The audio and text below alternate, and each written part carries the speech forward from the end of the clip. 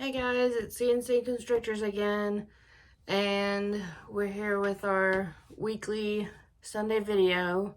I know we missed last week, We're running out of topics. yeah. It's just that simple. Yeah, I mean, we're really close to having a clutch, I promise. I know we keep saying that in every video, but I promise. We're getting close. we got a couple girls that looks like they're gonna go. Yeah. So hopefully. But today's topic, we got a couple, or one question, I think. But we're just going to go ahead and address it, about shed. Yeah, this is a topic I never thought I'd actually have to do, to be honest with you. But, a lot of people who are really new into getting reptiles don't really understand because they don't do their education. And it's just facts. I mean, it's hard to really think that not everybody does their research before they get an animal, but you'd be surprised. But it's something every reptile does, or almost at least every reptile.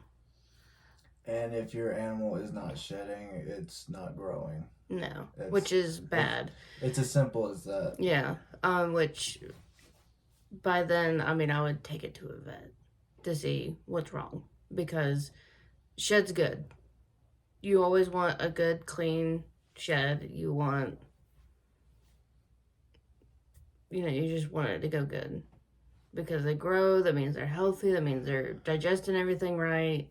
Means everything you're doing is perfect. But if they're not shedding and you've had it for a while, like at least a month, maybe a month and a half, then I would call your local exotic vet and take it there ASAP, because something's not right. My thing is, if you're having to give your reptile a bath, especially your snakes, every time they go into shed, you're not doing something right. Like, something's not working humidity wise, because you should not be giving your snakes a bath. And I know people, like, when you go on like TikTok and Facebook and Instagram and all these places that show people seeing their little snaky swim around, and they're like, oh, it's so cute. That's actually stressful. It is, because, I mean, yeah, can they swim and everything? Yes. But, I mean, they're just more into the chill side of everything. They don't really want to constantly move. And, I mean, when they constantly move like that, when you see in the videos, I mean,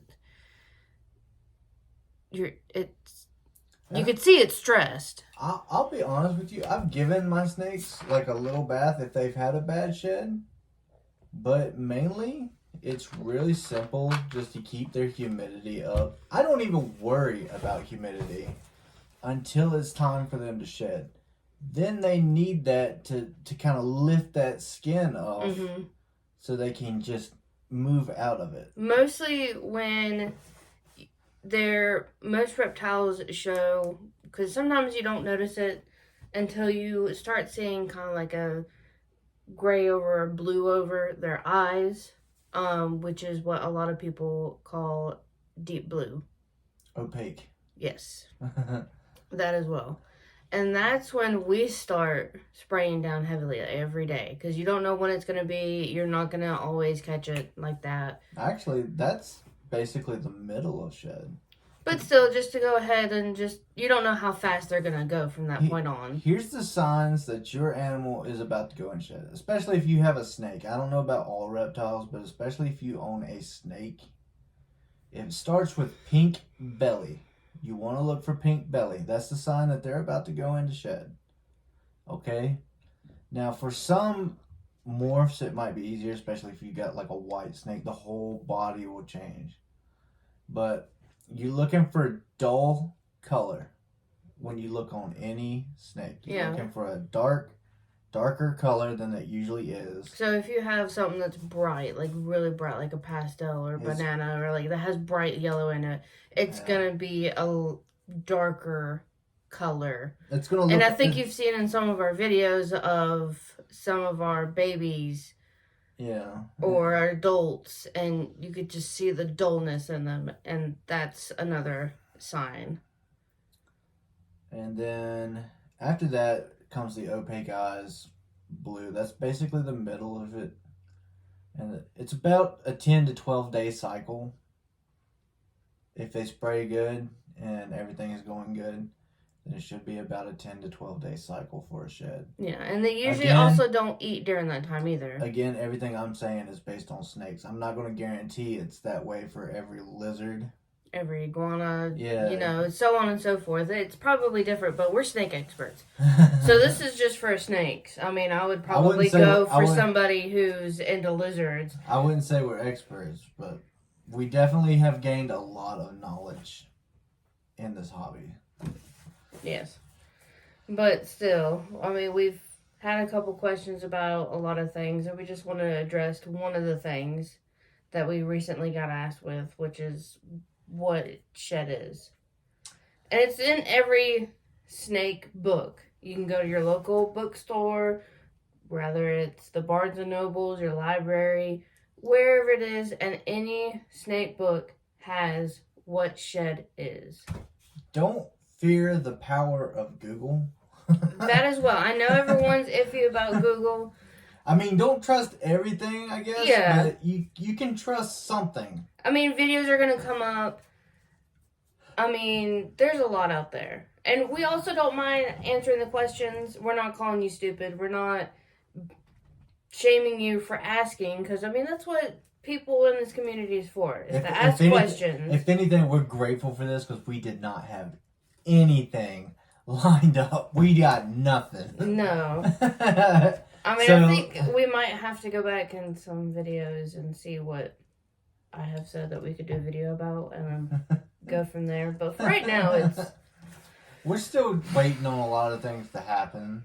And also a lot of stuff in our lives changing. And so we don't have time to sit down and be like, what are we going to do?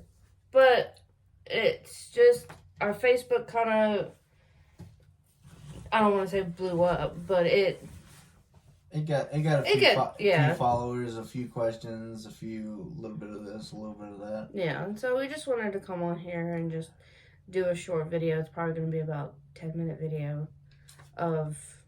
And again, back on topic. Yeah, sorry. To take away from Sorry. That. But back on topic.